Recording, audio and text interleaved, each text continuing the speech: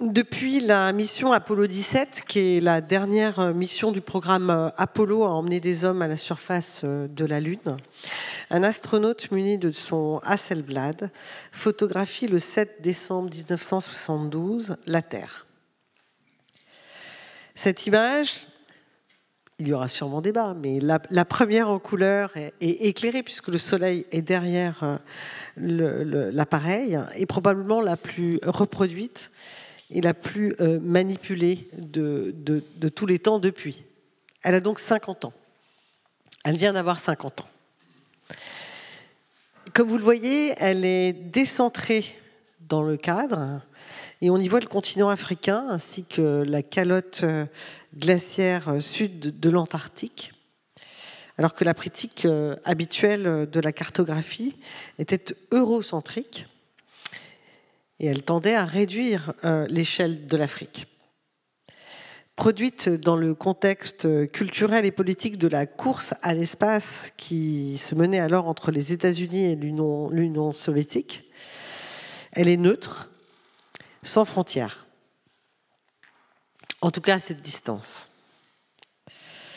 Envahie de bleu, seule dans un océan de nuit, elle semble fragile, ou alors elle nous renvoie à notre fragilité et à la finitude de nos vies respectives, à minima. La regarder nous bouleverse, réoriente nos postures, ouvre un horizon, engage notre responsabilité. Ce soir, on a le plaisir de recevoir plusieurs personnalités issues de diverses disciplines qui vont nous parler de ce que la Terre soulève pour eux comme questionnement. Et nous terminerons la soirée avec une performance, une première mondiale, je tiens à le dire. Nous espérons qu'il y aura des secondes et des troisièmes, etc. Une performance Blue Marble Obsession du géographe Michel Lusso qui a été accompagné en particulier par l'artiste vidéaste Indra Kratochvil. Donc on va vous entendre successivement. À mes côtés, le premier qui va ouvrir le bal, c'est Gilles Rabin, conseiller spatial à l'ambassade de France à Berlin. Et juste auparavant, directeur de l'innovation, des applications et de la science au Centre national des études spatiales. Ensuite, Isabelle Sorbès-Verger, que vous avez peut-être, si vous étiez là à 19h, écouté pour son cours public, qui est géographe, directrice de recherche au CNRS, et dont les travaux portent sur les modalités d'occupation de l'espace circumterrestre et l'analyse comparée des politiques spatiales nationales. Simone Finger sera notre troisième protagoniste. Elle est designer graphique. Elle développe une méthodologie de recherche à la croisée de l'art, du design et des sciences, des sciences sociales, avec une inclinaison assez profonde pour la fiction. Et enfin, Christophe Wissner, directeur des Rencontres d'Arles depuis 2020. Les Rencontres d'Arles étant un festival international de photographie qui existe depuis 1970 et qui met à l'honneur la création contemporaine et aussi le patrimoine photographique. J'ai même appris qu'il y a eu une exposition à Arles en 1984 sur les photos de la NASA et donc sur les photos de cette planète. Gilles Rabin, vous avez la parole depuis ici, depuis le pupitre. Je vous laisse choisir. Je vais essayer d'être ici. 72, c'est... Cette première image, c'est l'adolescent qui quitte le foyer et qui regarde derrière lui. C'est la première fois qu'on voit cette photo qui nous percute. J'allais dire, les mots de Kipling, c'est « qui ne connaît que l'Angleterre ne connaît pas l'Angleterre ». C'est la première fois que, en partant de loin, on se retourne en arrière et on découvre le foyer qu'on croyait connaître et qui devient un foyer éminemment solitaire, évidemment fragile, éminemment beau. Et c'est tout un changement de paradigme. On revient sur Terre parce qu'on a réussi à la quitter. Alors, on revient sur Terre. On est en 72. Il faut imaginer. Ça fait à peine 30 ans qu'un V2 est parti de Peenemünde en 1942 par les Allemands. 30 ans que la première fusée a quitté la Terre. Comme dirait Von Braun, malheureusement, elle tombe sur la mauvaise planète. Et donc, on a eu cette accélération incroyable Alors, accélération incroyable, financée par le public. Oubliez tout ce qu'on vous raconte dans les journaux hein, stupides. Le spatial, aujourd'hui, c'est 90% du financement public. C'est donc politique. Le spatial n'est que politique. Le reste, c'est pour faire croire que SpaceX a de l'argent privé. Ce n'est pas vrai. SpaceX est nourri, gavé d'argent public. Donc, tout ça, c'est une politique, et c'est une volonté forte politique en 62, puis 63 de Kennedy, de conquérir l'espace. Et j'allais dire, pourquoi faire? Eh bien, il faut se rappeler que, d'abord, quand le patron de la NASA a appris qu'on allait aller sur la Lune, il s'est retourné vers ses équipes, il s'appelait James Webb, en disant « Qui veut mon travail ?» Moi, je tire parce que c'est impossible à faire. Et deuxièmement, les années 60 ont été la révolution de l'enseignement des mathématiques aux États-Unis. Parce que Kennedy, il a compris que la Lune, c'était un symbole extraordinaire, surtout pour lutter contre le communisme, mais c'était avant tout un symbole extraordinaire pour remobiliser la population et pour la former aux mathématiques et pour faire en sorte que les États-Unis soient un peuple d'ingénieurs. 62-63, c'est le début de la Silicon Valley. Il n'y a pas de Silicon Valley sans programme Apollo. Aujourd'hui, l'évolution américaine, elle est née dans ces années-là. Elle s'est formatée, elle s'est construite dans ces années-là. Et donc, on a cette vision un peu lointaine. Il faut se rappeler que quand Gagarine a quitté le sol pour aller faire son premier voyage, la première chose qu'il a dit en rentrant, c'est assez étonnant parce que c'est un catholique, il a dit « Dieu n'existe pas, il n'y a rien derrière les nuages ». Donc déjà, on le voit, le spatial est éminemment politique. Et la dernière cosmonaute dont parlait Isabelle a même dit qu'elle a croisé Dieu quand elle a fait son voyage et qu'il lui a dit que Zelensky était l'antéchrist qui allait apparaître sur Terre. Donc vous voyez, le spatial est éminemment politique, toujours politique. Et donc on se retourne, et qu'est-ce qu'on voit? On voit cette Terre, mais cette Terre en 72, on l'a bien regardée déjà depuis longtemps.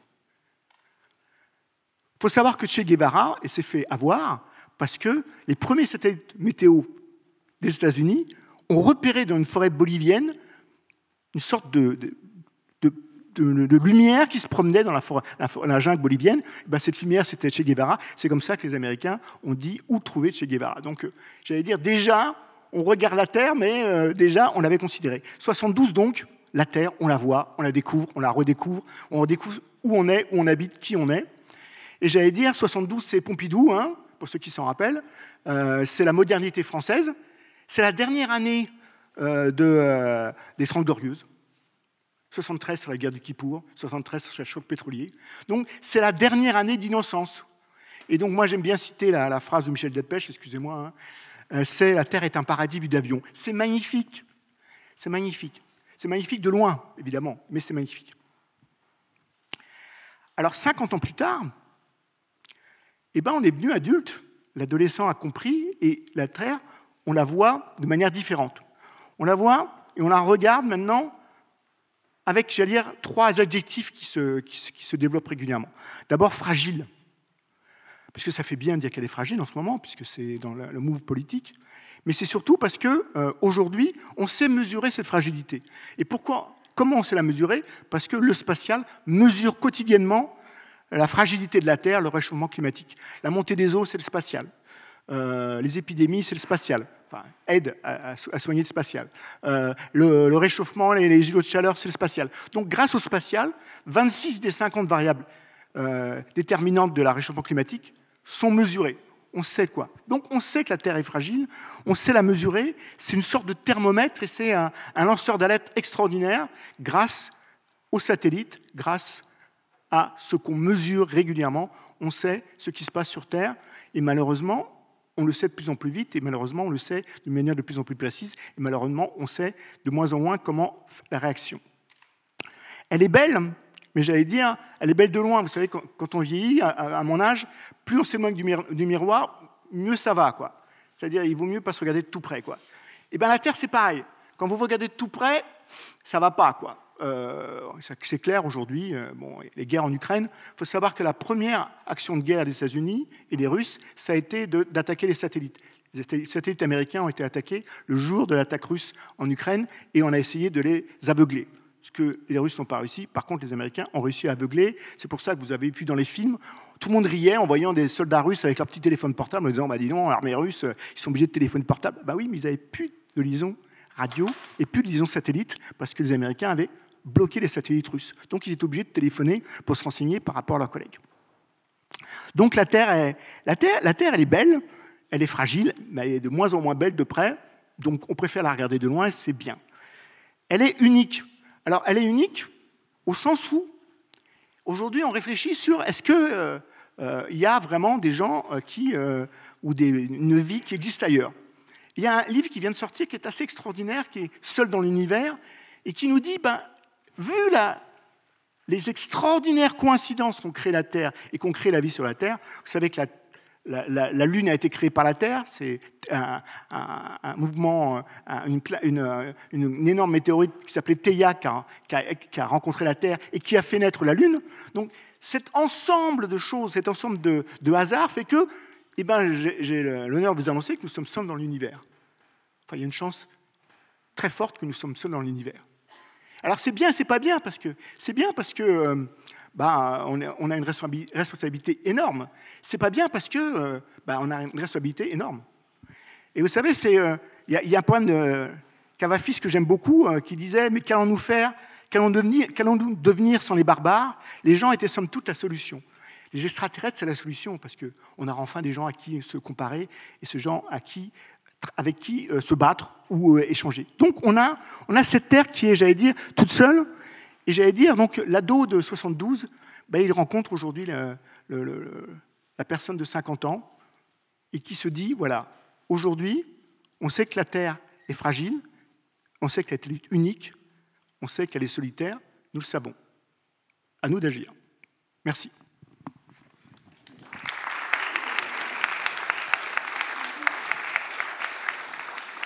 J'ai une petite question. Vous avez donné un point de départ à cette histoire avec la conquête spatiale, le rapport de force américano-soviétique, et bien sûr tout ça est vrai. Mais je me pose une autre question. Je me dis que notre espèce, qui n'a cessé, je parle vraiment de son évolution, dans son évolution de migrer, de bouger. Le Finistère en Bretagne d'ailleurs s'appelle ainsi parce qu'à un moment donné on a pensé que c'était la fin de la Terre. Ils ont fait des efforts considérables sur évidemment des milliers d'années pour rejoindre les Amériques, retrouver un climat peut-être identique à celui qu'ils avaient quitté. Et donc je me demande s'il n'y a pas aussi dans cette idée de proximité à la question de l'aventure, de la migration, pas de la conquête, que peut-être il y a encore ça dans notre espèce, d'aller voir au-delà de la limite qui nous est imposée, et en l'occurrence ce globe. Est-ce qu'il n'y aurait pas une espèce de désir de continuer à essayer de voir, non pas de découvrir forcément, mais de voir un ailleurs? Alors d'abord, le Finistère, c'est une traduction mauvaise de Penarbed, qui veut dire le bout de la Terre, qui ne veut pas dire la fin de la Terre. Oui, le bout, c'est pas la fin. Les Bretons, on est peuple de navigueurs, je suis breton, navigateur, et donc on sait très bien que le monde n'est jamais fini, il y a toujours quelque chose après la mer. Donc c'est le bout de la Terre. Il y a ce fantasme de peuple migrateur, de planète B, de planète C par rapport à ça. C'est j'allais dire, alors le bon côté c'est le Far West, c'est-à-dire il faut aller toujours plus loin pour découvrir, et donc maintenant qu'on a fait le tour de la Terre, on va faire le tour des autres planètes. Le mauvais côté c'est comme on a pollué la planète, ça serait bien qu'on trouve une planète B, parce que comme ça on pourra polluer, et on aura comme ça des millénaires pour polluer une nouvelle planète. Donc j'allais dire, il y a toujours ces deux phénomènes qui vont ensemble. Si on romantise à l'extrême, c'est le peuple, les hommes, les femmes sont nés pour conquérir des espaces inviolés et puis aller toujours plus loin. Le mauvais côté, c'est comme on a tout dégueulassé, on va essayer de faire partir très loin pour pouvoir dégueulasser ailleurs. J'allais dire, et ça, c'est le phénomène que ça. Et j'allais dire, c'est peut-être ce qui nous différencie profondément des Américains. Pourquoi les Européens vont sur Mars? à la recherche de la vie. La planète Mars, on s'est rendu compte qu'il y avait des canyons, il y avait de l'eau. Donc, comme il y a de l'eau sur la Lune. Et donc, peut-être qu'il y a eu la vie, et peut-être qu'il y a eu une époque où il y a eu quelque chose. C'est ça notre recherche, parce que si on découvre des traces de vie sur Mars, ça voudra dire des choses sur nous, sur le système solaire. Les Américains ont cette volonté, certains, de conquérir. Et donc, j'allais dire, on n'a pas la même ADN avec les Américains, mais je pense que cette vision de conquête, elle cache de mauvaises intentions. Mais c'est mon côté breton, peut-être. C'est le côté breton. Je vous remercie. Isabelle Sorbès-Verger. Donc, moi, j'ai été interpellée. Alors, c'est très bien. Il faut qu'on vous explique quand même que chacun d'entre nous, on a eu le sujet, Blue Marble, on a eu l'image, et puis ensuite, on nous a demandé de préparer quelque chose pour 10 minutes. Donc, on s'est un peu débrouillé en fonction de notre tempérament, et je trouve ça effectivement assez intéressant. Et personnellement, ça m'a fait beaucoup travailler. Alors, je fais, voilà, vous voyez. Alors ça, c'est la photo de 1972, celle qui vous fait tous rêver, la première photo de la Terre complète, éclairée. Et puis ça, c'est la première photo d'un lever de terre depuis la Lune. Alors Apollo 8, 23 août 1966. Ça fait moins rêver. Et je pense qu'en même temps, ça serait intéressant, mais moi, 66, je n'ai pas de souvenir précis et je ne sais pas comment ces images ont été diffusées. Donc la question qui se pose finalement, c'est qu'est-ce que ça a signifié pour les gens qui ont reçu ces images et qui ont eu ces images. Je doute que dans la salle, il y ait quelqu'un qui puisse en avoir un souvenir, mais ça m'intéresserait vivement. Et puis, il y a la qualité des appareils photographiques avec lesquels on prend les images. Et là, on voit la trame, on voit le noir et blanc, on n'a pas de couleur. Donc du coup, on a quand même cette sensation que pour la première fois, la Terre, effectivement, c'est un corps céleste comme les autres, et de la Lune, on voit des levées de Terre. Et de la Terre, on voit des levées de Lune, mais ça se renverse. On a cette idée de retour. Alors ça, c'était ce que j'évoquais tout à l'heure dans ma présentation. C'était, mais je ne vais pas développer parce que je crois que ça va être fait davantage et bien mieux tout à l'heure. C'est cette idée qu'effectivement, l'image originale... Alors, Apollo 17, c'est la dernière mission, donc c'est celle où vraiment... on sait qu'on ne reviendra pas sur la Lune de tout de suite. Hein. Et donc, il faut essayer de prendre la plus belle image qu'on peut prendre, celle qui va marquer, celle qui va faire le souvenir, celle qui va, une fois pour toutes, acter en quelque sorte le fait que l'homme a été capable d'être assez loin de sa planète pour pouvoir la prendre et la visualiser. Sauf que toutes ces images, elles ont pour moi un défaut, c'est qu'elles sont toutes fixes. Sont des photos. En réalité, dans l'espace, c'est peut-être ça la chose la plus intéressante, c'est que tout bouge et tout tourne.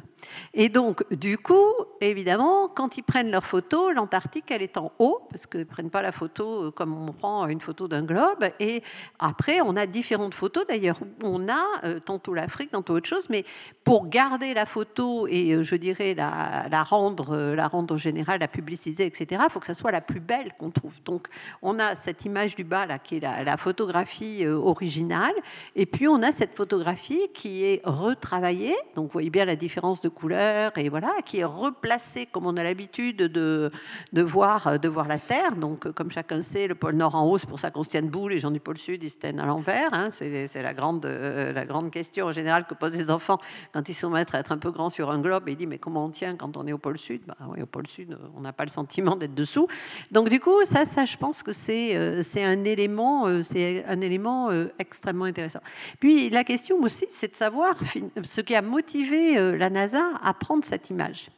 Et là, il y a moi je ne connais pas bien le sujet, mais il y a quand même tout un débat sur l'insistance qui aurait été celle des scientifiques et des gens qui travaillaient sur l'environnement, qui auraient sensibilisé la NASA au fait que ça signifierait quelque chose, que cette belle image. C'est-à-dire, pour la NASA, c'était un trophée.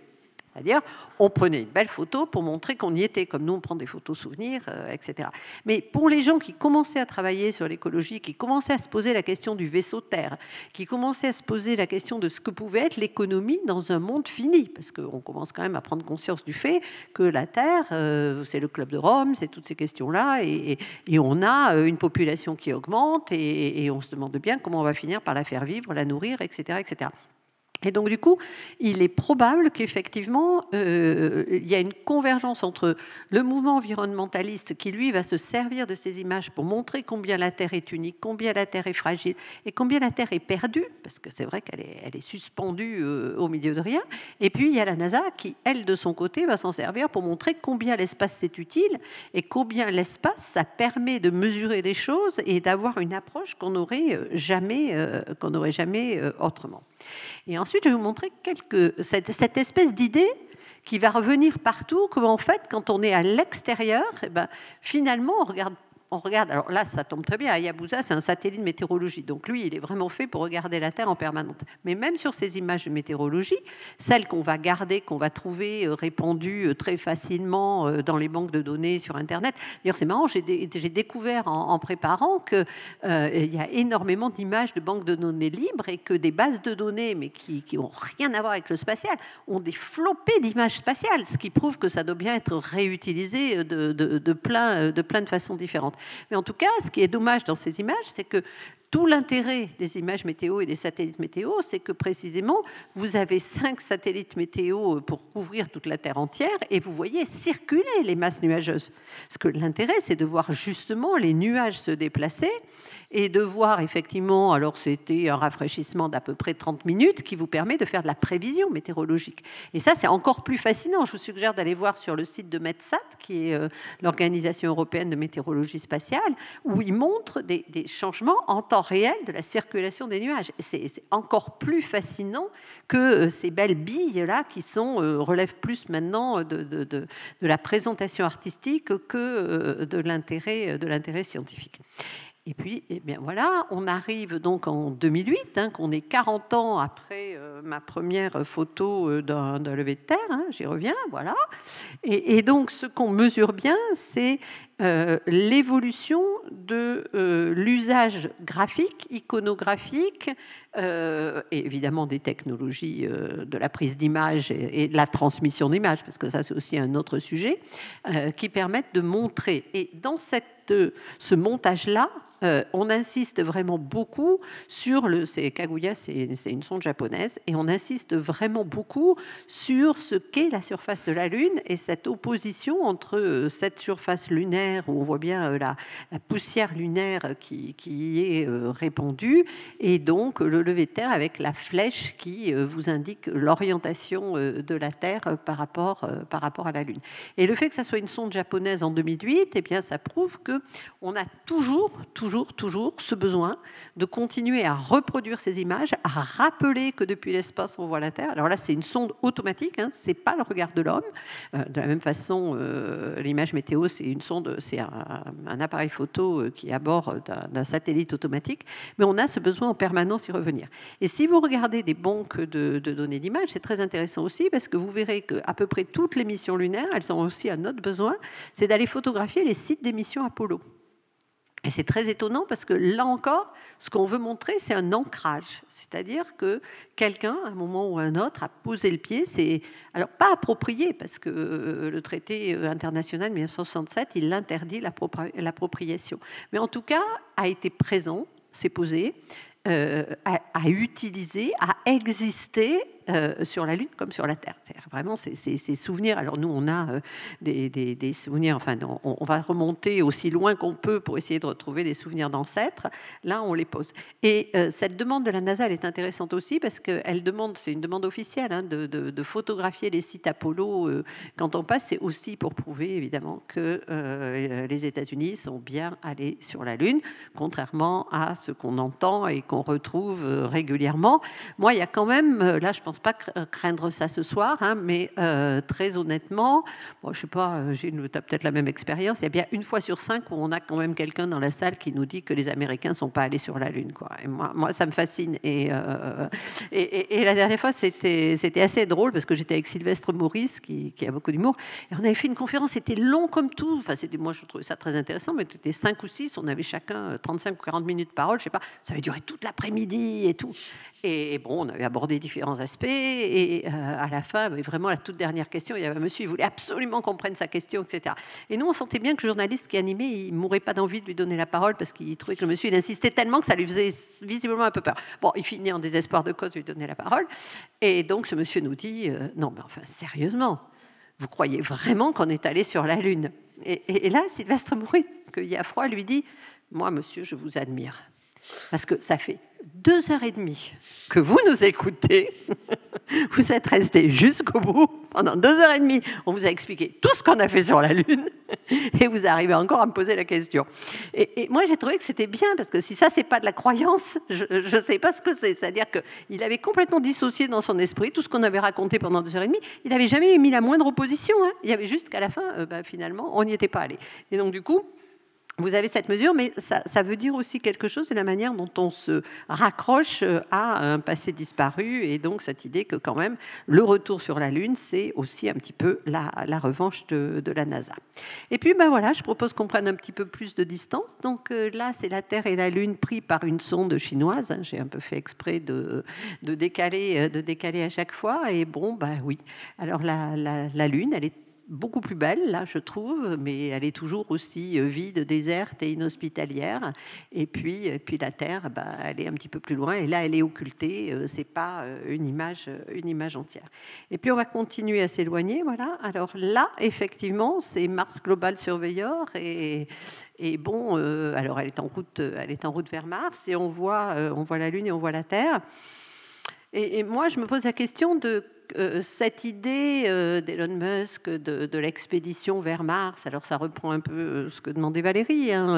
Est-ce qu'on est une civilisation migrante, et est-ce qu'on a absolument ce gène, etc., etc. Alors bon, quelqu'un comme Tsiolkovsky, dont je parlais tout à l'heure, qui lui vivait à la fin du 19e siècle, enfin, écrivait beaucoup à la fin du 19e, il est mort dans les années 1920. Eh bien, Tsiolkovsky, il est mort très âgé. Tsiolkovsky, lui, il croyait au cosmisme, c'est-à-dire une philosophie selon laquelle l'homme quitterait effectivement la planète, mais il se transformerait, c'est-à-dire qu'il se fusionnerait avec les radiations qui existent tout autour de la planète, et donc, en quelque sorte, il se fondrait dans le grand tout et devient une sorte d'intelligence supérieure. Alors ça, c'est une vision de la migration un peu extrême, je vais dire. Mais si on reprend les images de migration à la Elon Musk, ça ne sera pas du tout la même chose si un jour des colonies vont sur Mars, de la relation à la Terre, que la Lune, qui garde une relation à la Terre. Alors, on ne voit pas des levées de Terre comme ça, hein, ce n'est pas comme des levées de Lune, en fait, c'est juste la Terre qui bouge un peu sur l'horizon, mais qui reste en relation. Et c'est pour ça que je pense que la Lune, elle a quand même un avenir très, très différent, même dans l'idée de la possibilité de s'y installer. Et alors que Mars, c'est loin, longtemps pour y aller, et puis effectivement, voilà. Puis celle-là, c'était pour finir, parce que je trouvais qu'elle était sympa, c'était la Terre et la Lune depuis Mercure. Et là vraiment, alors je ne sais pas si elle est bête, je ne sais pas si elle est fragile, en tout cas elle est petite, très très petite. Et donc c'est pas depuis Mercure, c'est depuis la route vers Mercure. Il faut quand même bien que je précise. Et donc, en fait, pour moi, cette idée générale, c'est de se poser à travers ça les questions qu'on trouve posées dès les années 70-1980, c'est-à-dire est-ce que on doit, il y a un certain nombre d'écrits qu'ils ont fait là-dedans. D'abord, il y a Denis Kosgrove qui a sorti un livre très intéressant sur les différentes images d'Apollo et la vérité de l'image spatiale. Ça, c'est quelque chose qui est aussi très intéressant. Il se trouve que je travaille dans un laboratoire d'histoire des sciences. La question de la vérité de l'image spatiale, qu'est-ce que ça signifie en fait, puisque ce sont des images qui vont être recolorées, sont des images qui sont prises par un appareil sur lequel il peut y avoir des artefacts, etc. Mais le fait, effectivement, d'avoir cette photo, ça rend les choses plus concrètes. Et donc, vous avez d'un côté l'idée que peut-être qu'il faut envisager la Terre comme un monde en soi et gérer la question des ressources finies. Et vous avez cette expression de spaceman pour précisément désigner la manière dont l'homme doit prendre soin de sa planète et prendre soin de son caractère limité, ce qu'on entend aujourd'hui beaucoup, mais qui était beaucoup plus original dans les années 70-80. Et c'est opposé à la cow-boy économie, c'est-à-dire effectivement le fait de je prends, j'utilise, je jette. Et aujourd'hui, ces deux questions, on pourrait se les poser aussi à propos de la Lune.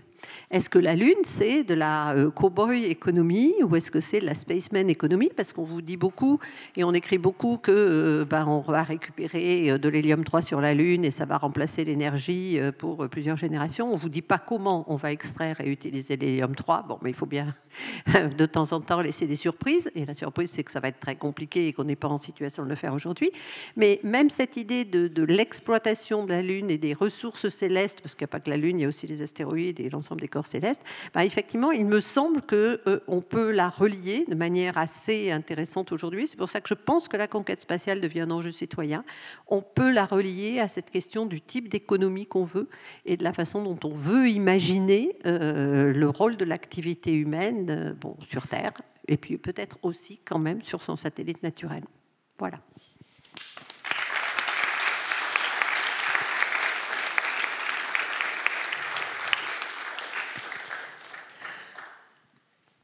Merci. Juste une toute petite question. Je fais un petit pas de côté. Vous êtes géographe. Qu'est-ce qui vous a conduit à vous intéresser à la question de l'espace, de cette petite membrane autour de l'espace? Alors, c'est une histoire personnelle. Je suis historienne de formation. Je suis même spécialiste de l'Antiquité grecque. Mon mémoire de maîtrise était sur le culte d'Héraclès dans les îles de la mer Égée et sur la côte anatolienne. Voilà.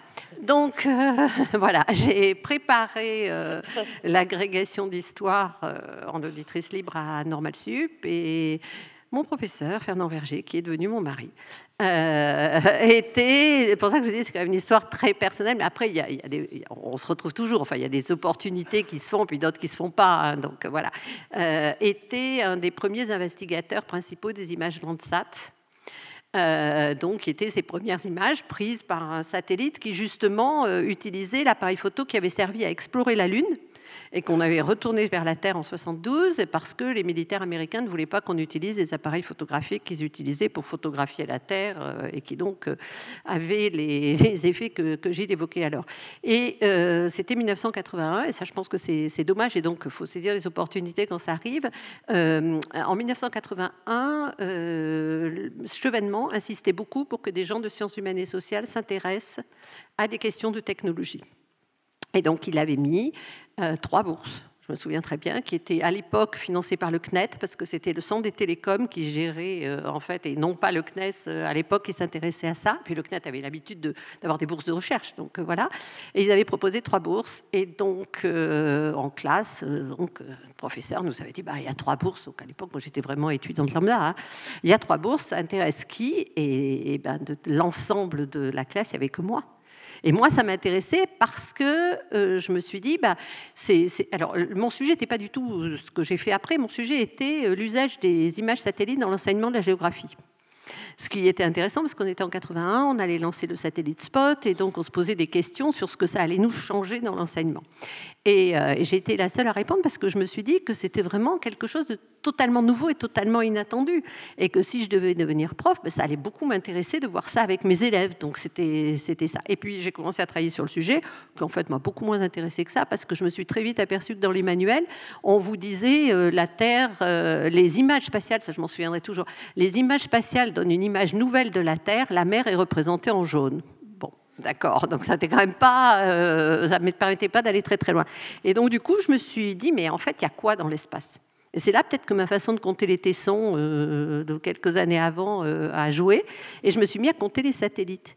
Et en fait, la donnée existait. C'est-à-dire qu'en fait, on peut compter tous les satellites. Ils sont immatriculés quelque part. Alors après, on ne sait pas toujours ce qu'ils font. On ne connaît pas toutes leurs orbites, mais on peut les compter. Et donc, je suis proposé au CNRS de rentrer sur un truc qui leur a paru complètement incroyable. C'était, voilà, il y a tout ça dans l'espace. Ça appartient aux Américains, ça appartient aux Soviétiques, etc., etc. Voilà. Écoutez, vous avez saisi la perche. C'était une super occasion. À ces occasions que les choses se font. Merci beaucoup. Simone Fellinger.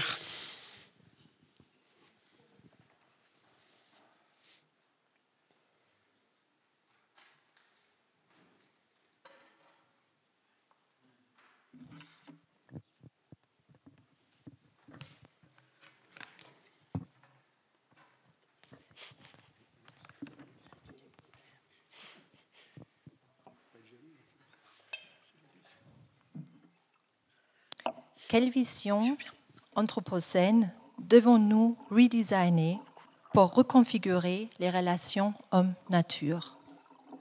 Profondément ancrée dans l'histoire moderne, la vue globale, inventée et continuellement actualisée par les Européens depuis le XVe siècle, performe un point de vue qui place notre corps hors du monde.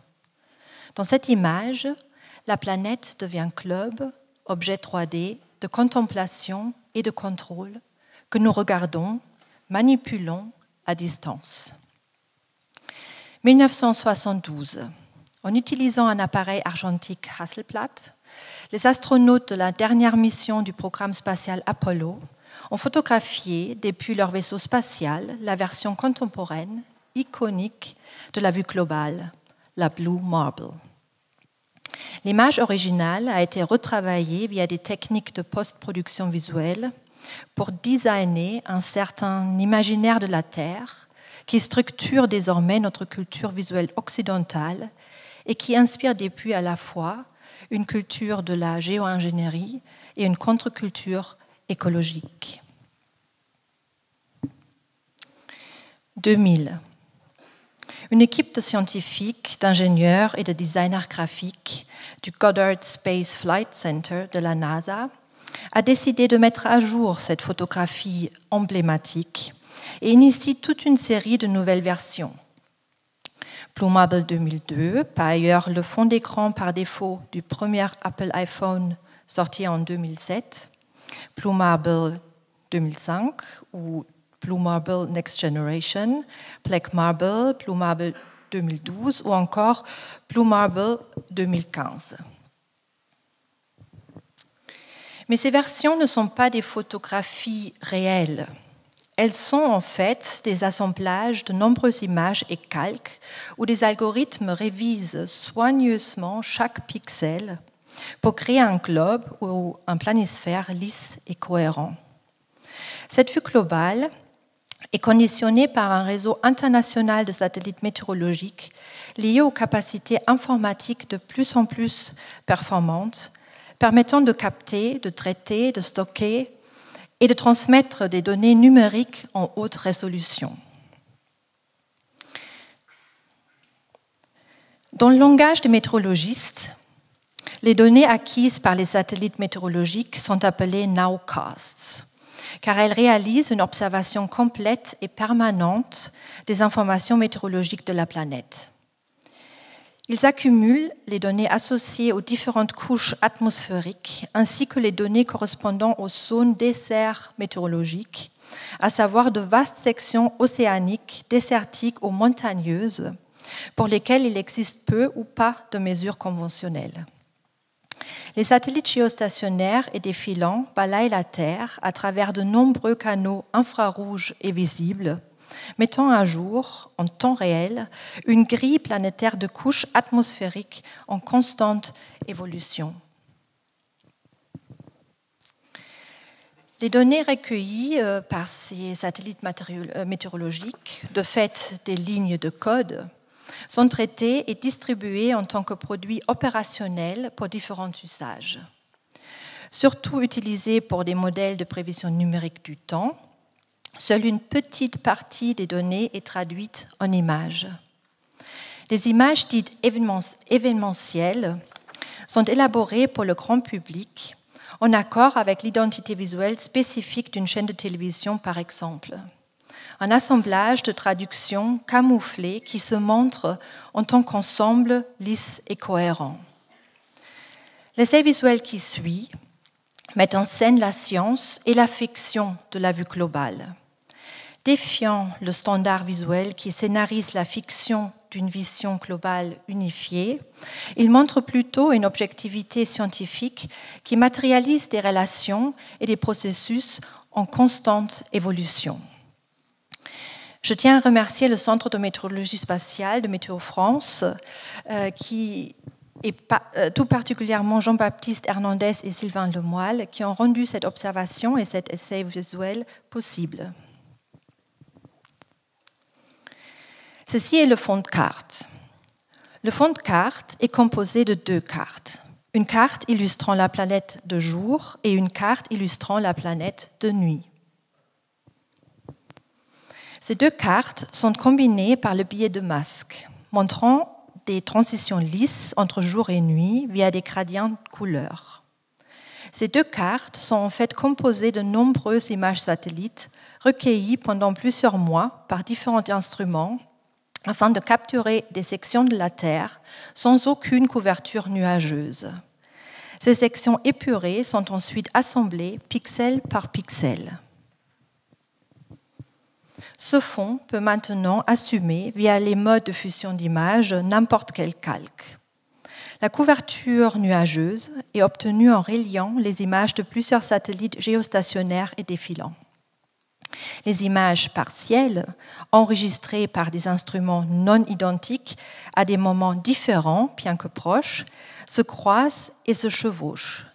Chaque pixel a été traité avec soin afin de créer un ensemble lisse et cohérent. Les satellites géostationnaires et les satellites défilants balayent la Terre via de nombreux canaux infrarouges et visibles. Ils mesurent l'énergie à différentes longueurs d'onde du spectre électromagnétique avant de transmettre les informations aux antennes des stations au sol. L'algorithme des superordinateurs traduit le code en une collection de pixels qui forment une image en noir et blanc plus intuitive. Cette image peut être traitée et affinée. Les satellites géostationnaires sont placés sur le plan équatorial de la Terre, à une altitude d'environ 36 000 km. Apparaissant comme une étoile fixe dans le ciel pour un observateur terrestre, les satellites géostationnaires tournent à la même vitesse angulaire que la Terre et observent toujours la même partie du globe terrestre. Leurs images sont renouvelées au moins toutes les 30 minutes et même toutes les 5 minutes avec les satellites Météosat de deuxième génération. Ces satellites sont équipés d'un radiomètre imageur qui observe la Terre dans 12 canaux du visible et de l'infrarouge. Lors de la visualisation des données de télédétection, les algorithmes créent des produits à partir de ces canaux. Les classifications des nuages, les tempêtes de poussière, de sable ou les éruptions volcaniques sont traduites en combinaisons de couleurs RVB, rouge, vert, bleu, appropriées en fonction de leur utilisation scientifique ou mainstream. Les images événementielles, grand public, sont restituées sous la forme de combinaisons RVB True Color, une image composite de couleurs naturelles qui affiche une combinaison de lumière rouge, verte et bleue visible avec les canaux RVB correspondants. L'imagerie True Color a été conçue pour représenter la Terre comme une photographie avec des couleurs similaires à celles que nous pourrions voir de nos propres yeux. La végétation apparaît en vert, l'eau en bleu clair à bleu foncé, la terre nue en gris clair ou en marron. Des satellites défilants en orbite polaire se déplacent constamment d'un pôle à l'autre.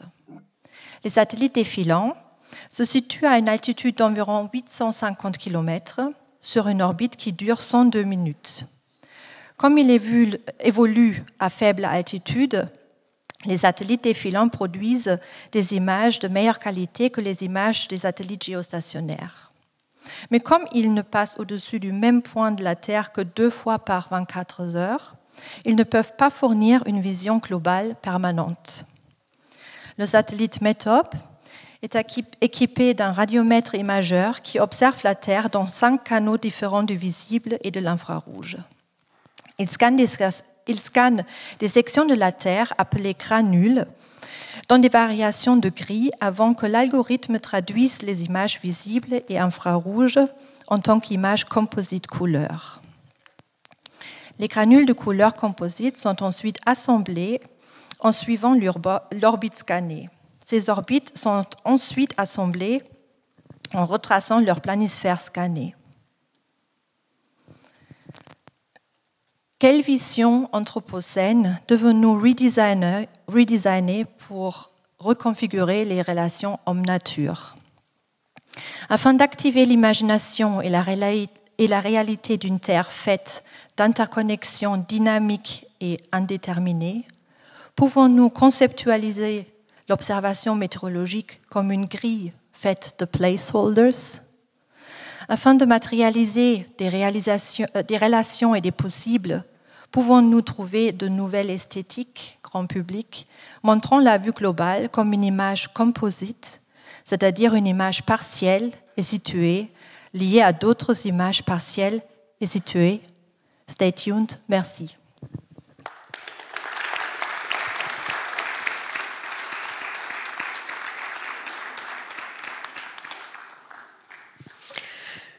Peut-être pour juste compléter, Simone Fenninger, d'abord merci.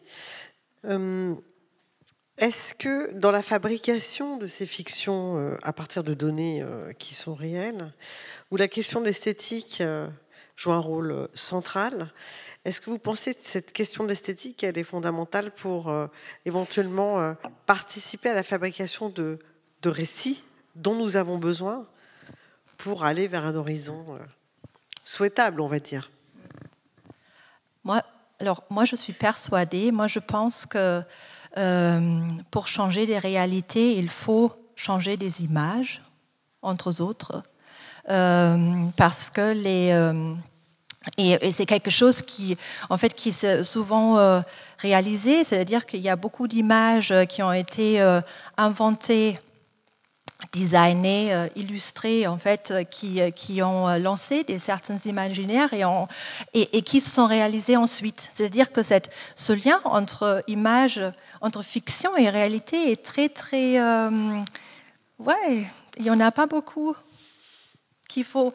Et aujourd'hui, ce que je dis aussi à mes étudiants, aujourd'hui, il faut réfléchir à d'autres images, il faut partir de cette idée que nos images deviennent réalité et de réfléchir, c'est quoi ces images que nous construisons et cette image de la Blue Marble et surtout, toute cette réactualisation de cette image pose beaucoup de questions aujourd'hui. Parce que c'est cette image, c'est quand même une performance, une image qui performe cette vue depuis l'extérieur, une vue qui place l'être humain sur une position de supériorité.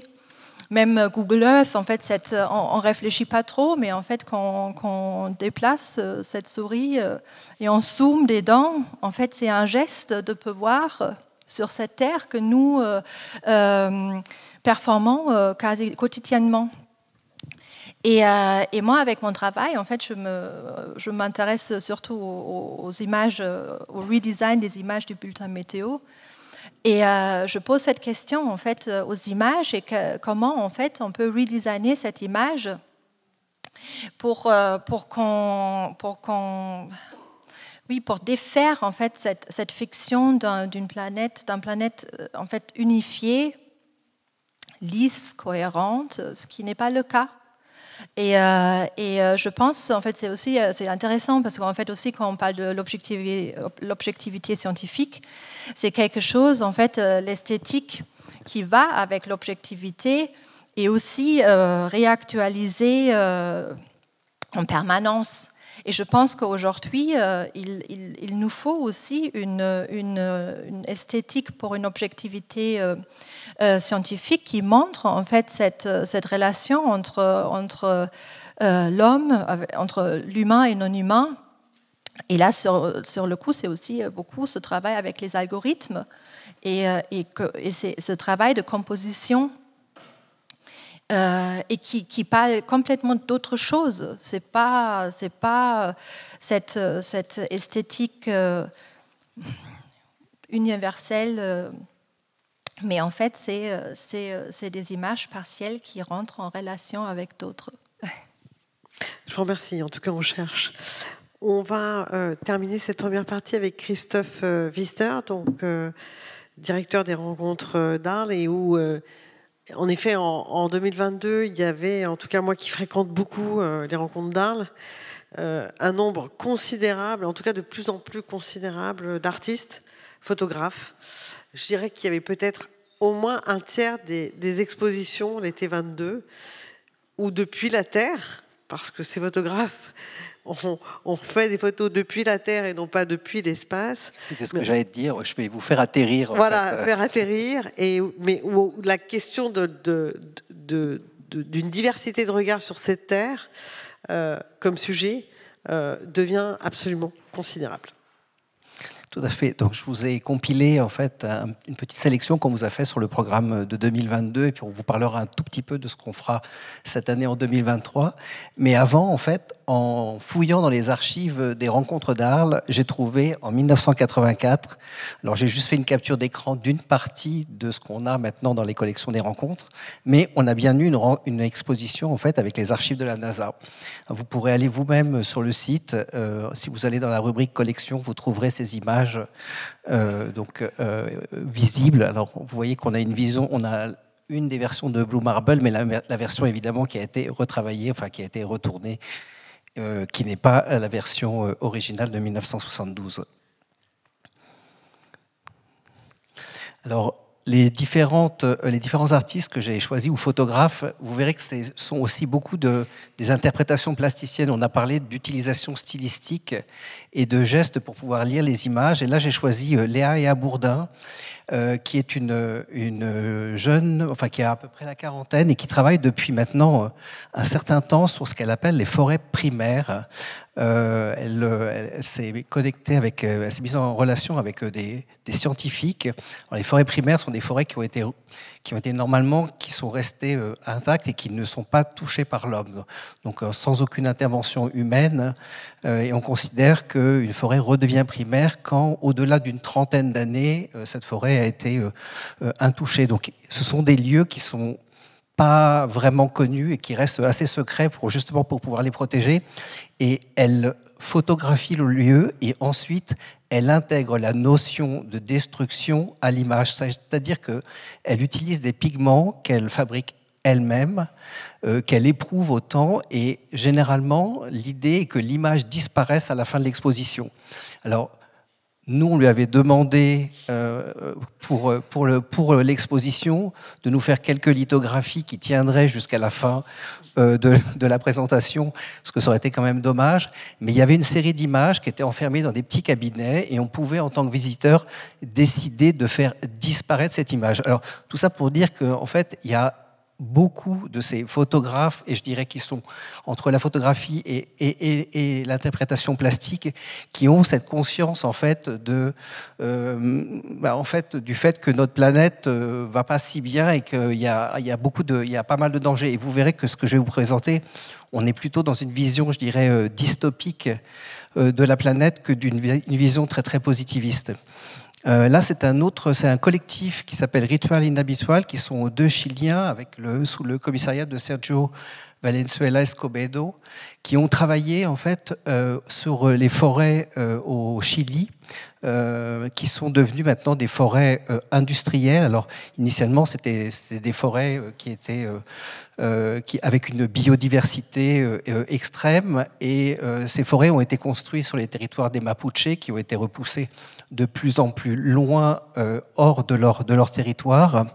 Donc ça veut dire d'une part évidemment l'absence pour eux de pouvoir se nourrir et utiliser la forêt aussi dans leur tradition, impossible de collecter des plantes médicinales puisque ces forêts dites géométriques sont en fait des forêts qui sont faites d'eucalyptus et de pin et qui sont tous identiques. En fait, c'est la même essence qui est clonée à l'infini et qui crée en fait donc ce qu'on appelle des forêts géométriques parce qu'en fait elles sont toutes identiques. Alors, ça pose la question évidemment de la biodiversité, ça pose aussi la question de l'industrie et de notre propre utilisation de la planète et de ce qu'on en fait. Et ces photos, alors là il en manque une, mais ces photos étaient associées évidemment à des photos de fabrication de papier puisque ces arbres servent évidemment à faire du papier, sachant que l'industrie du papier fait partie aussi des ressources importantes du Chili. Donc évidemment, il y a toutes ces questions qui se posent, c'est-à-dire jusqu'où va-t-on pour... Alors, les photographes, comme vous le voyez, généralement, ils s'associent à des scientifiques pour avoir une démarche très très construite. Et là, l'exposition ressemblait à un réel exposé qui a constitué une recherche qui s'est développée sur 5 ans. Le commissaire et les 2 photographes ont obtenu une bourse maintenant du musée du Quai de Branly pour pouvoir poursuivre cette recherche. Donc on en est vraiment très très heureux. Dans un autre type, alors le photographe Julien Lombardi, qui est marseillais à la base, mais qui vit entre maintenant le Mexique et Marseille, s'est intéressé à un territoire qui est dans le centre du Mexique, un territoire plutôt désertique, qui était le lieu où vivaient autrefois les Indiens Huichols. Et la photo que vous voyez là, c'est une photo qui a été faite avec Google Street View. Vous apercevez un personnage qui a été flouté, évidemment, et où on aperçoit quelqu'un avec un sombrero. Et il a utilisé, en fait, alors il se trouve que ce territoire est traversé par une route, et donc la voiture Google est passée, a documenté tout ce territoire, et il est reparti, en fait, de ce trajet pour faire, lui, sa propre enquête. Alors, il y a donc ces photos qui sont des photos automatiques, qu'il a mélangées ensuite à des images qu'il a lui-même construites. Il y a un certain nombre d'images qui sont des associations, plus des objets qu'il a trouvés sur place, qu'il a scannés.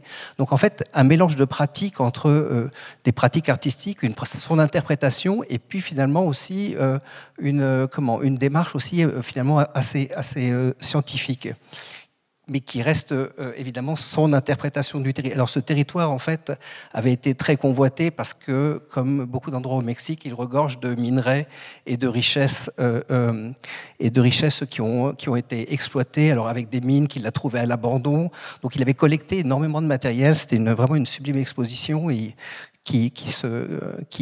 sur laquelle il va continuer, un thème sur lequel il va continuer de travailler. L'autre photographe qui est plutôt là, vraiment une plasticienne, c'est Noémie Goudal. Donc j'ai vu d'ailleurs, Valérie, que vous aviez fait une interview avec elle. Alors Noémie Goudal travaille depuis déjà un certain nombre de temps avec des paléoclimatologues et s'est intéressée en fait à ce qu'on appelle le temps profond, qui est le temps géologique de la planète. Et à partir de cette idée de temps profond, elle recrée un paysage, un univers, et notamment elle a travaillé sur l'idée de la végétalisation et des forêts en fait qui évidemment se trouvaient pas forcément où elles sont actuellement et qui ont disparu dans des périodes reculées. Alors, elle avait cité comme exemple qu'on retrouve par exemple dans les glaces arctiques des traces de carbone qui laisseraient aussi supposer qu'autrefois évidemment il y avait des plantations, et elle a créé donc suite à ces théories des films qui sont des films d'animation où on voit en fait une forêt qui a été constituée de plusieurs photographies les unes derrière les autres qu'elle a filmées et qui s'embrasaient les unes derrière les autres. Elle travaille donc sur finalement avec un procédé fictionnel pour finalement décrire aussi une urgence planétaire. Alors, si vous le désirez, vous pourrez revoir son installation performance au Centre Pompidou au mois de mars. Elle s'appelle Anima, qui est en liaison avec une composition musicale et une performeuse. Alors, dans un ordre différent, Seif Kousmat est un jeune photo-reporter du Maroc, qui était initialement ingénieur et qui a décidé en fait d'arrêter sa carrière d'ingénieur pour créer un collectif de photographes qui a travaillé sur les oasis marocains qui sont dans un état d'urgence et qui auraient besoin d'un sauvetage express, je dirais, parce qu'ils ont été très utilisés. Ils ont été, alors essentiellement initialement c'était pour des raisons commerciales, mais ils ont été surexploités. Et ensuite, il y a évidemment le changement climatique qui fait que ces lieux, dans certains cas, n'ont absolument plus d'eau. Et il reste donc quelques personnes dans ces lieux qui essaient de sauver ces oasis. Et en plus, il y a toute la problématique évidemment du fait que peu de caravanes maintenant passent, donc problème aussi économique local. Et Seif Kousmat donc prend des photos, mais qu'il retravaille. Là, on a l'impression en fait que la photo est en train de brûler, ce qui n'était évidemment pas le cas.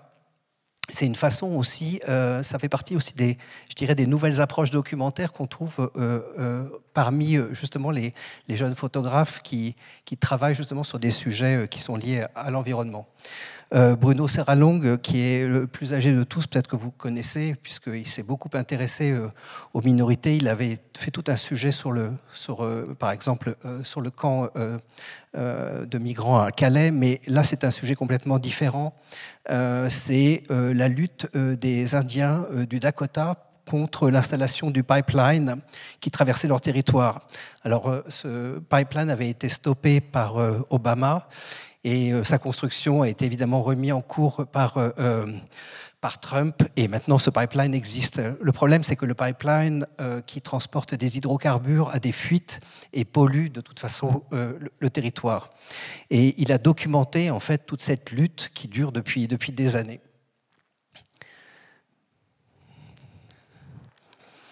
Alors, là, c'était, je dirais, la partie qui était liée à la nature. Il y a aussi une réelle conscience par rapport à ce que, je dirais, notre univers urbain a pris comme forme dans les recherches plastiques et artistiques. Là, c'était la bourse du lauréat de BMW Artmakers. Arash Anaï, qui est d'origine iranienne, avait migré avec sa famille en France, et ils ont habité à un moment dans un complexe de Renaudie qui s'appelle l'Étoile d'Ivry, qui était un complexe assez, je dirais, futuriste pour l'époque où ça a été construit, mais qui est maintenant complètement dans un état de désuétude absolue et d'abandon.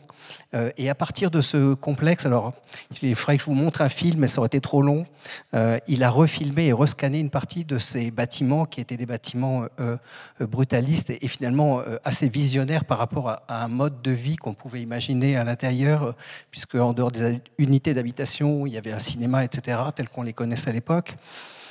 Il a refilmé tout ça et nous projette dans un monde, je dirais, plutôt futuriste, mais assez anxiogène. Et puis, pour finir, juste pour dire que les très jeunes générations, ça c'était attention particulière, ce sont des étudiants de l'ENSP, donc de l'école de photo, qui s'étaient joints à nous aussi sur cette thématique.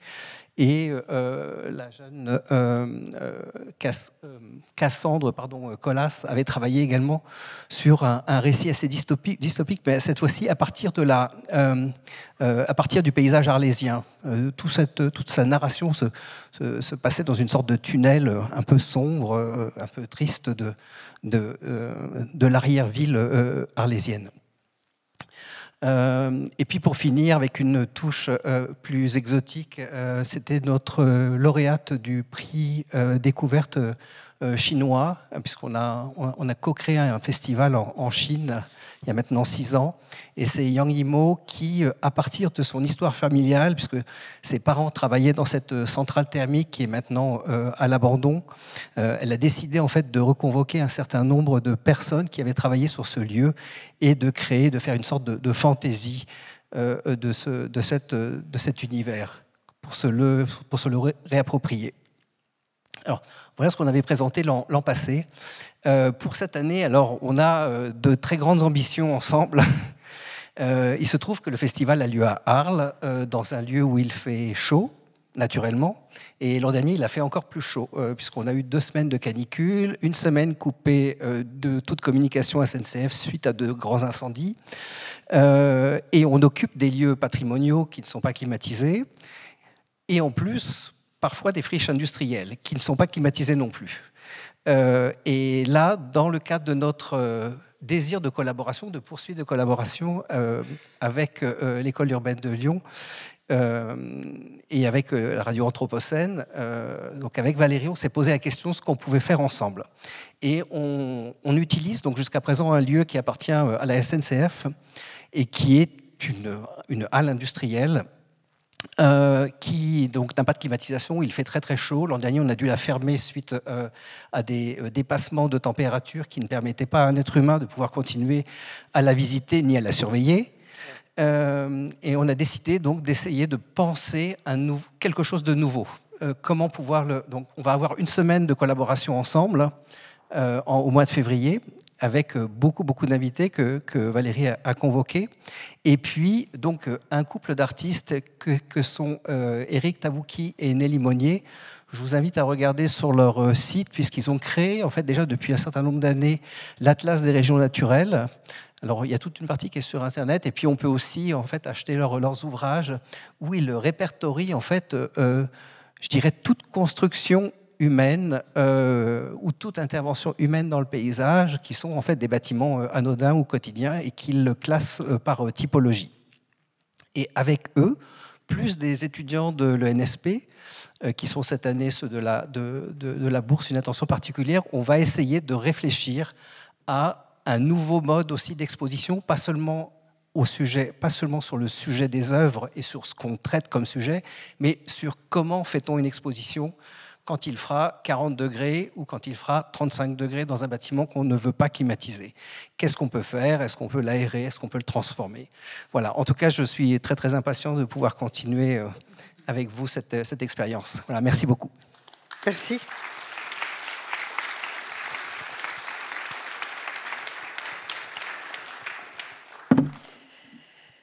Alors, c'est vrai que ce que vous venez de montrer, et ce que vous venez de dire, Christophe Wissner, c'est que, et ça rejoint ce dont parlait Simone Fedegaard tout à l'heure, c'est que fiction et réalité se rejoignent. Il y a une espèce de superposition cet été, qui était assez étonnante, l'été 22, entre des travaux photographiques qui se saisissaient de manière, dans une ampleur quand même totalement inédite, avec des gens venant du monde entier, hein, et donc de situations différentes, des problématiques, donc depuis le sol, depuis la terre. On n'a pas encore envoyé les photographes dans les capsules, enfin je sais pas, peut-être ça ira, je ne sais pas, mais ça va arriver, je pense. Et qu'en effet, l'été 22 a apporté des conditions d'inhabitabilité de certains sites. Et donc ça bouleverse effectivement très profondément les choses, c'est-à-dire que effectivement des lieux ont dû être fermés, mais ça pose des questions, ça ouvre des champs, puisque ça bouleverse une économie locale. Hein. Et j'ai souvenir, par exemple, d'un moment où l'électricité a été coupée à Arles pendant quelques heures. On venait de finir Radio Anthropocène, et voilà. Donc non seulement les trains ne marchaient plus, mais tout le monde a pu faire l'expérience. Il n'y a plus rien qui marche. La cafetière ne marche plus, le glacier a des glaces qui fondent. Il faisait chaud déjà. La billetterie ne fonctionne plus. Les magasins ne peuvent plus déstocker depuis pour une boîte de Doliprane. Donc, c'est des expériences. Et j'ai l'impression que depuis, en particulier, le printemps 2020, donc il y a bientôt 3 ans, on fait des expériences collectives à des échelles évidemment différentes. Donc je vous remercie de faire cette tentative de peut-être de pas répondre d'ailleurs à la question qui sera posée, mais au moins de poser cette question. Oui, je crois que la question, c'est pas tant d'essayer de trouver la solution, parce que la solution, elle va être complexe à trouver, mais c'est justement d'arriver à y réfléchir ensemble. Alors, on n'est pas la seule institution, entre guillemets, à réfléchir, hein, puisque toutes les institutions sont en train de réfléchir, mais évidemment, dans le Sud, on est encore plus touché que les autres. Et ce qui est intéressant, moi, ce qui m'a frappé en faisant cette compilation rapide, c'est de voir que finalement, il y a quand même 30 ans de réflexion et de conscience photographique ou artistique sur le sujet. C'est-à-dire que, alors, quand je parlais tout à l'heure de Bruno Serralong, c'est parce que c'est quelqu'un qui a à peu près maintenant un tout petit peu moins de 60 ans. Et en fait, il fait ça depuis qu'il a commencé, depuis qu'il a 30 ans.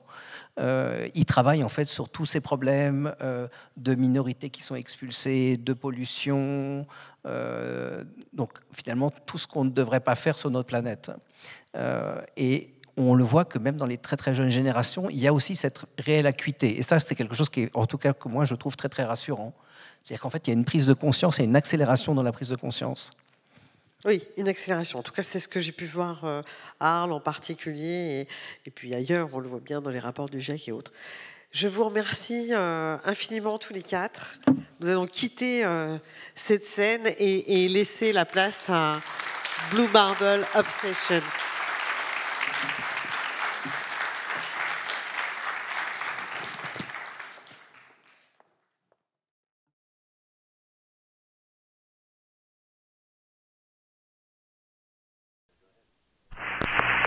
Go ahead, 17, this is Houston. Hello, Houston, this is 17. Roger, go ahead.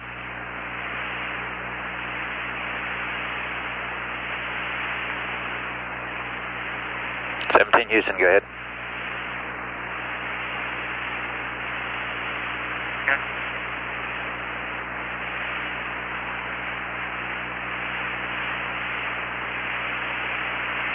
Hello, Houston is 17.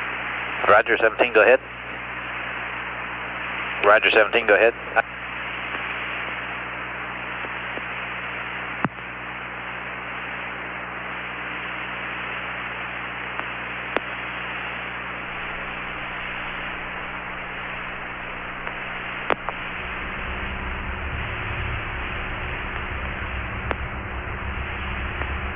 Hello, 17, Houston, you read? Honeysuckle Comtech, Houston Comtech, net 1. Goddard voice, Houston Comtech, net 1. Goddard voice. Roger, Goddard, I'm reading you loud and clear. Honeysuckle, I'm not getting to him. Hello, Houston, this is America, over. America, Houston, stand by. If you read it, don't change anything in the cockpit yet. 17, Honeysuckle. Roger, Honeysuckle, I read Hello, you. Honeysuckle, 17's reading you loud and clear. Roger, we have a com outage. I'll be right with you. Okay, very fine. How are things down there today? Fine, Joe.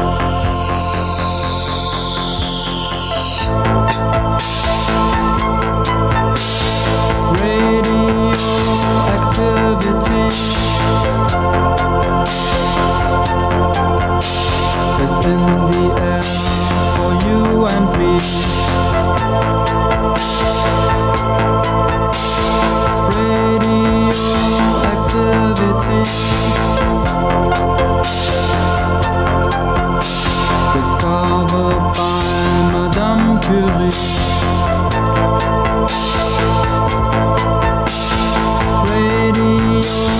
Radioactivity. Tune into the melody. Radioactivity. It's in the air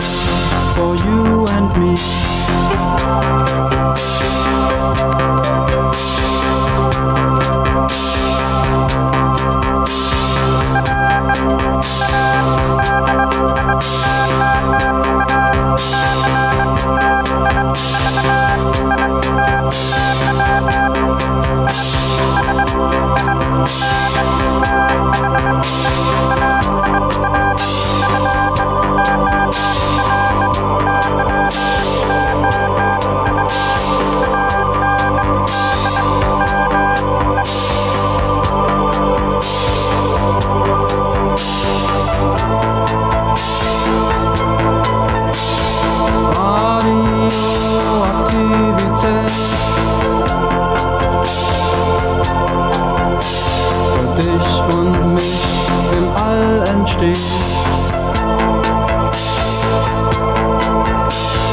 Radioaktivität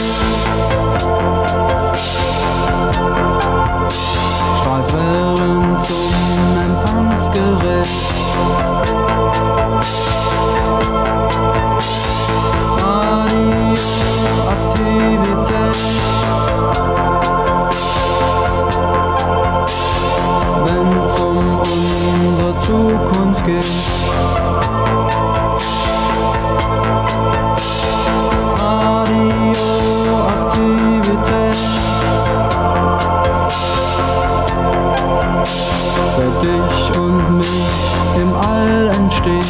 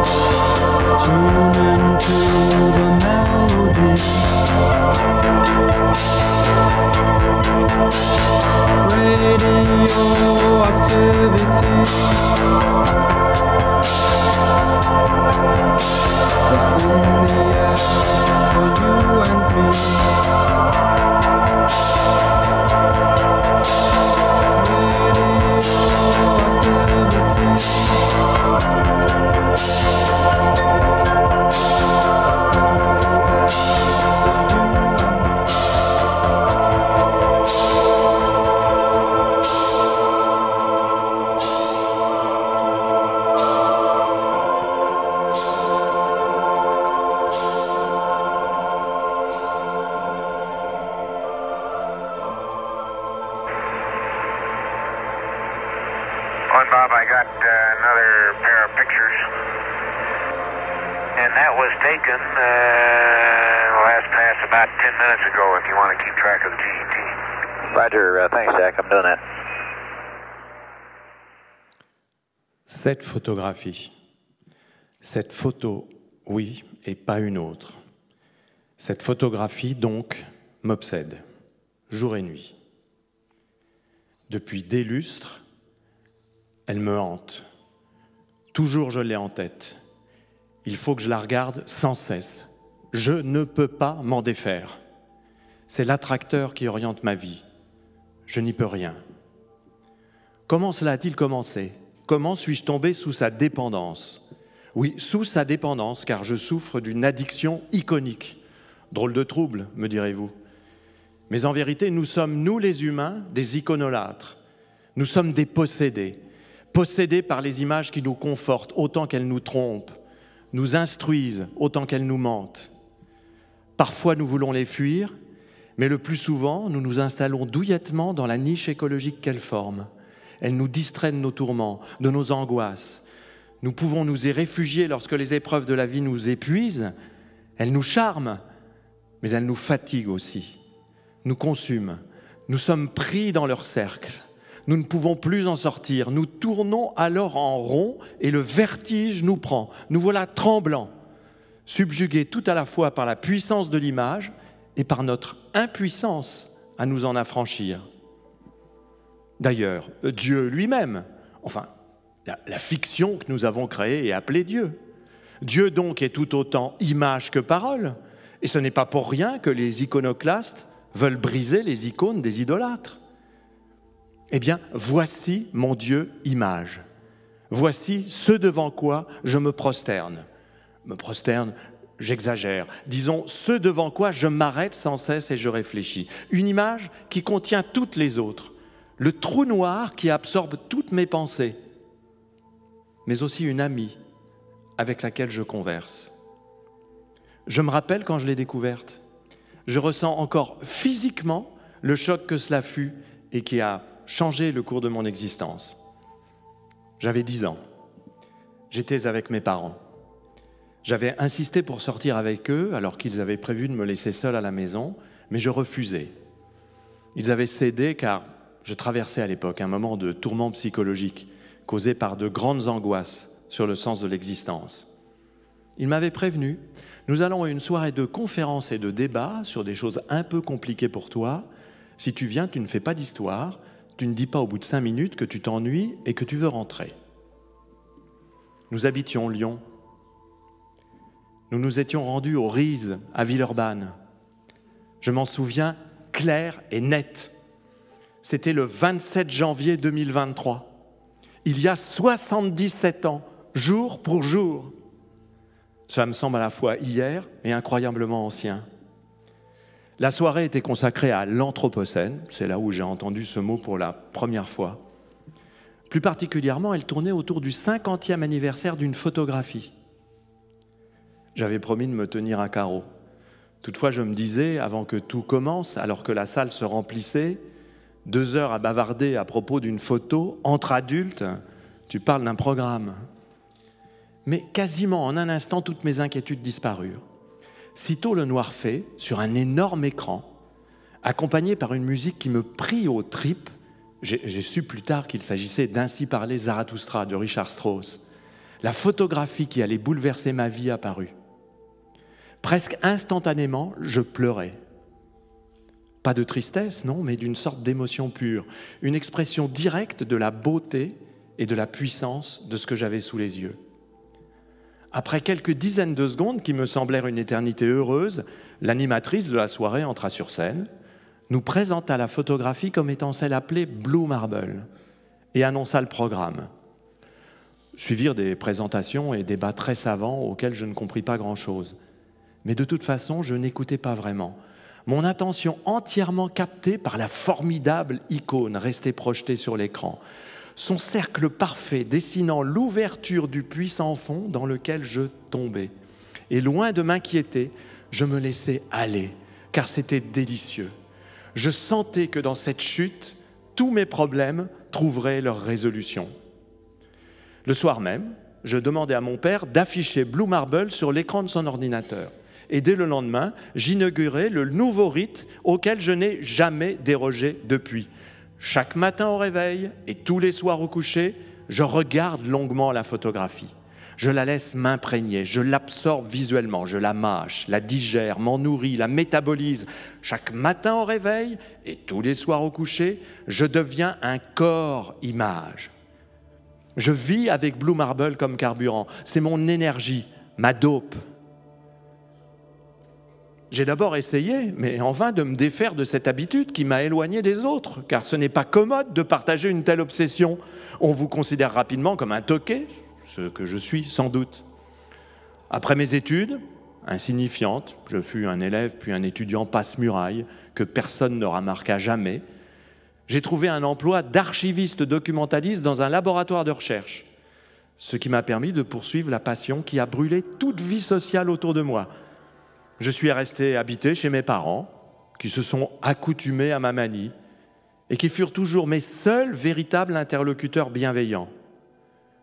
Je les ai accompagnés dans leur vieillesse et jusqu'à leur mort. Ensuite, j'ai continué de vivre dans l'appartement, de plus en plus rempli des documents et objets consacrés à Blue Marble que je collectionnais sans cesse. Un véritable capharnaüm qui a longtemps fait jaser dans mon immeuble. Des copropriétaires ont même fait envoyer les services sociaux, arguant du fait que j'aurais souffert du syndrome de Diogène. Mais comment auraient-ils pu comprendre ?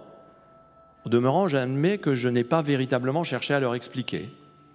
J'ai vécu intensément et sans concession ma passion. Une passion joyeuse, pas triste du tout, seulement une passion qui n'était pas partageable. Je me suis installé dans une vie de couple avec Blue Marble. Je suis devenu Blue Marbleologue, un monomane érudit, incollable et intransigeant, un gardien du temple érigé pour célébrer cette icône. Tout le reste fut accessoire, car tout partait de Blue Marble et tout y revenait. Ma seule ambition fut de me tenir au plus près de mon image chérie, d'écouter et de comprendre ce qu'elle me disait. Tenez, je ne me suis jamais lassé de me raconter comment la photographie fut prise, au moyen d'un appareil Hasselblad, 70 mm, équipé d'une optique Zeiss, lors du trajet vers la Lune de la mission Apollo 17, le 7 décembre 1972, 5h06 après le lancement à Cap Canaveral, à 5h39 du matin, à plus de 30 000 km de la Terre. C'était la dernière mission lunaire Apollo. Les astronautes avaient le soleil dans le dos. La planète était donc entièrement éclairée, ce que l'on appelle un clair de terre, et la trajectoire de la capsule était parfaite. Ce cliché n'était pas prévu. J'aime d'ailleurs que la photographie fût prise au débeauté, comme une sorte d'instantané réflexe, avec au final le plus parfait résultat possible que jamais auparavant un humain avait pu saisir ainsi l'entièreté du globe sous les sunlights. Les astronautes furent émerveillés par ce spectacle, tout à la fois étrange, car la Terre était la tête en bas par rapport aux conventions occidentales de représentation, et familier. La planète si petite, un disque bleuté parfait, entouré du noir le plus profond qui soit, évoquant les billes avec lesquelles ils jouaient dans leur enfance, ce qu'on appelle un marbre dans les cours de récréation, d'où le nom Blue Marble. Le plus émouvant pour moi est qu'il s'agit d'une photographie argentique.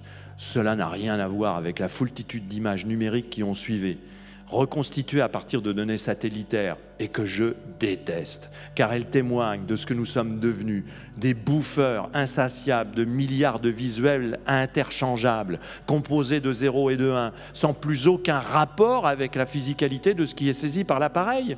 Avec le numérique, on a perdu la singularité de l'icône, alors que cette photo, elle est unique, insubstituable à toute autre. C'est une œuvre humaine, altérable et fragile, pas un produit qu'on jette avant même de l'avoir vraiment regardé. Oui, cette photo est un miracle. Je ne vois pas d'autre mot pour la caractériser. D'abord parce qu'elle est prise à la volée, bien sûr, mais surtout parce qu'elle résulte de l'effet véritablement miraculeux de la lumière sur un papier émulsionné, procédé analogique si proche de la manière dont notre rétine, notre cerveau compose notre vision à partir des photons. Une photographie qui pourrait être révélée, quel beau mot, révélée, nécessite le passage en chambre noire.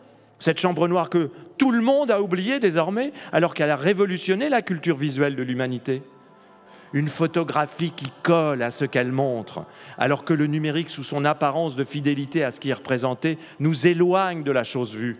Là, il ne peut pas y avoir plus de proximité. Quand je regarde Blue Marble, c'est comme si j'y étais. Je me sens, je me vis dans le vaisseau spatial. Je me vois comme un membre de l'équipage, partageant l'habitacle, portant le scaphandre, respirant l'air pressurisé, dans l'excitation de cette incroyable vision. Oh, que j'ai aimé m'élever avec Blue Marble. Oh, combien de fois je les ai serrés dans mes bras, mes chers astronautes, pour les congratuler de nous avoir ramené cette icône, la seule et unique preuve tangible, si l'on y songe, que l'univers est là et que la Terre existe. Car la photographie témoigne analogiquement de ce que 3 pères dieux humains ont vu. Ici, pas de Dieu créateur, vous savez, comme celui que les peintures anciennes montrent siégeant au sommet du ciel. Pas de Dieu, donc, pour nous donner à voir la planète, pas plus que de scientifiques, géomètres et cartographes déduisant une forme du globe de leurs calculs et de leurs observations de surface, pas plus qu'un satellite, un objet artificiel d'où sortiraient des visuels pixelisés. Non. Ici, tout procède de l'action précipitée de mes 3 congénères d'Apollo 17, dont le cœur palpitait à tout rompre alors qu'ils prenaient les clichés historiques. 3 êtres de chair et de sang, enserrés dans un astronef minuscule et fragile, à peine plus qu'une tente de camping. Un vaisseau de rien du tout, qui pour moi s'est mis à représenter parfaitement notre vulnérabilité à tous. C'est devant Blue Marble que j'ai éprouvé notre faiblesse et donc notre vanité à nous croire puissants. Avec Blue Marble, la planète Terre m'est apparue non pas comme un point d'appui pour la satisfaction de nos désirs démiurgiques, mais à rebours comme le seul refuge instable et précaire où nous abriter, nous, Homo sapiens, de notre apparition jusqu'à notre imparable disparition. Car elle viendra, notre disparition, quoi que nous fassions. Toute espèce est appelée à disparaître, et l'espèce humaine ne fera pas exception. Cette photographie m'a appris à refuser la mythologie héroïque de l'humain conquérant, appelé par cette terre à exprimer son génie singulier dans l'univers. Blue Marble, pour moi, ce fut l'équivalent de la racine de marronnier qu'observe Roquentin, le personnage principal de La Nausée, un vieux roman que plus personne déjà ne lisait dans ma jeunesse, écrit par un certain Jean-Paul Sartre. J'ai découvert ce livre dans l'importante bibliothèque de mes grands-parents, que mes parents avaient conservé pour des raisons de fidélité familiale et que j'ai conservé aussi, mais c'est une autre histoire. Revenons à Roquentin donc, qui, en observant la racine d'un marronnier dans un jardin public, prend conscience brutalement de sa contingence personnelle, c'est-à-dire réalise que son existence ne repose sur rien, n'est soutenue par aucune ontologie, par aucun principe autre que l'aléa du vivant. Eh bien, Blue Marble, ce fut cela pour moi dès 7 janvier, cette soirée de janvier 2023. La découverte ressentie par l'entièreté de mon corps et de mes sens que nous les humains, et donc moi-même, nous ne sommes rien d'autre que des contingences. Nous ne sommes ni exceptionnels, ni formidables, ni héroïques, mais rien que de petits hoquets de matière vivante. Plus tard, toujours dans cette bibliothèque ancienne, celle qui, je l'ai réalisée peu à peu, témoignait d'un monde perdu, celui des livres et de la lecture, qui ont été totalement anéantis par les encodages numériques de plus en plus puissants qui nous enveloppent et que je suis sans doute un des dernières fusées. Plus tard donc, j'ai trouvé cette phrase chez un autre auteur oublié nommé Vladimir Nabokov, qui écrivit « La vie n'est qu'un bref éclair de lumière entre 2 éternités de parfaite obscurité. » C'est cela même que montre cette photo, un spasme de lumière entre 2 éternités dont nous ne connaîtrons jamais rien. Cette photo, c'est le journal lumineux de nos petites existences éphémères de vivants nés par hasard, sans avant ni après, simplement posée là, sur cette minuscule bille bleue. Cette photo, c'est l'icône qui prouve que nous ne sommes rien, que la Terre n'est pas grand-chose et que c'est la seule vérité de l'existence qui n'a pas d'autre logique. En regardant Blue Marble, j'ai compris aussi que tout le tralala de notre relation privilégiée à la Terre considérée comme une planète exceptionnelle parce qu'elle serait celle de l'accueil de l'humanité, c'était du flan. D'abord, si c'était vrai, nous lui aurions porté une véritable considération à cette planète, nous les humains, plutôt que de la ployer à nos désirs les plus immédiats. Et puis surtout, il faut le dire, la Terre s'en fout de ce que nous sommes ou croyons être. Elle n'a pas d'intention, ni de sensation. Elle est apparue sans finalité. Elle disparaîtra, elle aussi, dans l'indifférence universelle. Certes, bien après que nous aurons rejoint tous et toutes le cycle du carbone. Je ne crois en aucun Dieu. Je ne reconnais que les hasards et les nécessités de l'univers. La Terre a existé avant nous, existera après nous, évoluant sans cesse. Elle ne versera pas une larme sur nous, pas plus qu'elle n'a pleuré les dinosaures. C'est cela que j'ai découvert avec ma chère photographie, en la méditant, en m'enfermant en elle, comme le chartreux dans sa cellule. Elle m'a mené à l'opposé des discours de vaingloriole et des poncifs sur notre génie technologique. Elle m'a mené à notre néant. Bien loin de vouloir la dominer, la Terre, nous aurions dû en prendre soin de cet infinitésimal radeau sur lequel nous tournons littéralement en rond. Nous aurions dû admettre que notre évanescence d'espèces vulnérables nous obligeait à ménager notre abri, plutôt que de le maltraiter, sans relâche, l'épuiser, le détruire, sans jamais réaliser qu'à chaque fois que nous en écroulions un pan de mur, nous accélérions notre disparition. Oh, j'en ai versé des larmes sur la terre à chaque fois que mes investigations me menaient à découvrir à quel point nous, les humains, avons négligé notre refuge, jusqu'à nous rendre impossible d'y habiter convenablement. Pourtant, je ne l'ai jamais transformé en une entité à la Gaïa qu'il faudrait honorer. J'ai même toujours trouvé ridicule cette idée. Non, ce qu'il nous aurait fallu, c'est simplement de savoir maintenir prosaïquement ce refuge momentané, le bricoler de briques et de broc, et y vivre heureux en attendant la mort, en paix avec nous-mêmes et en lien avec les autres locataires terrestres, animaux, végétaux, minéraux, air, eau. Ce qu'il nous aurait fallu, c'est la capacité à raconter d'autres histoires que celles de la puissance, de la compétition, du conflit, de l'appétit, de la domination, de la violence, de la réussite coûte que coûte, de l'argent, de la mainmise, de la destruction volontaire. Ce qu'il nous aurait fallu, c'est d'être humains différemment, de voir dans Blue Marble un port d'attache fragile plutôt que des espaces à conquérir et à contrôler. Je n'ai rien connu d'autre que la contemplation de cette orbe parfaite et fascinante. J'ai échappé volontairement à la vie et à ses embarras en habitant cette image en permanence. Je ne m'en plains pas, car j'ai fini par m'identifier tellement à ma photographie que j'ai la sensation véritable d'avoir vécu toutes les vies de tous les organismes et tous les systèmes qui composent la Terre. On pourra me trouver fou, je l'accepte, mais je crois vraiment que Blue Marble m'a absorbé. J'ai l'impression qu'elle parle en moi, sans même besoin de mots. Il suffit que je respire et elle inspire et expire avec moi. Nous ne faisons plus qu'un. Je n'ai plus de corps et de pensée propres. Et je me prépare sans crainte à entrer dans la délivrance de la mort, à me dissoudre pour de bon dans sa totalité. Enfin, je vais devenir réellement un de ses composants élémentaires. Je le sais, je suis seul désormais. Plus personne ne me voit, ne m'écoute, ne me cause.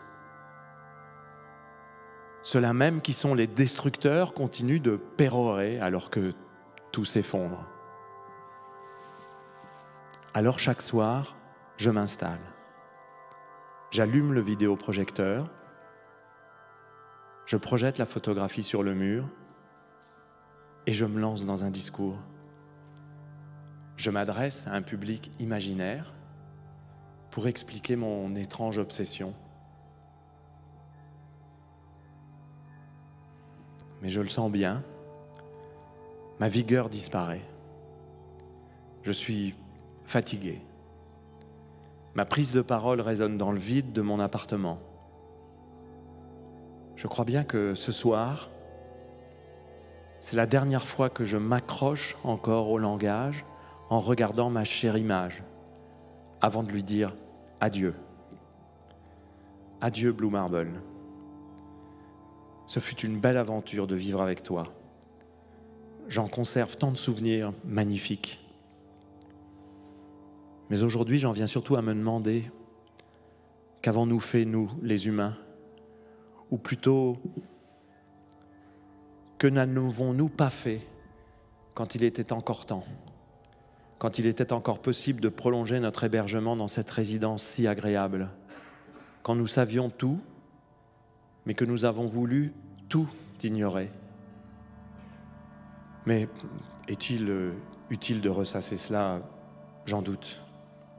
Désormais, il est trop tard. Seule ta beauté, Blue Marble, demeure et importe. L'imprescriptible splendeur de cette image m'émeut encore à en pleurer, comme au premier soir.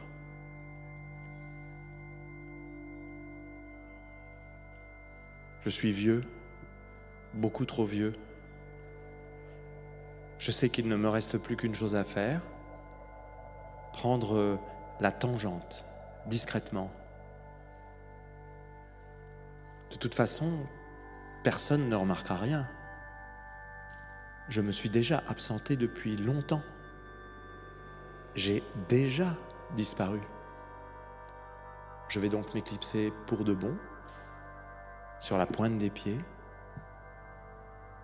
tel un vieil enfant fatigué sortant enfin de sa chambre pour partir au loin et qui veillera, comme lui demandait jadis sa mère, à bien éteindre la lumière en sortant.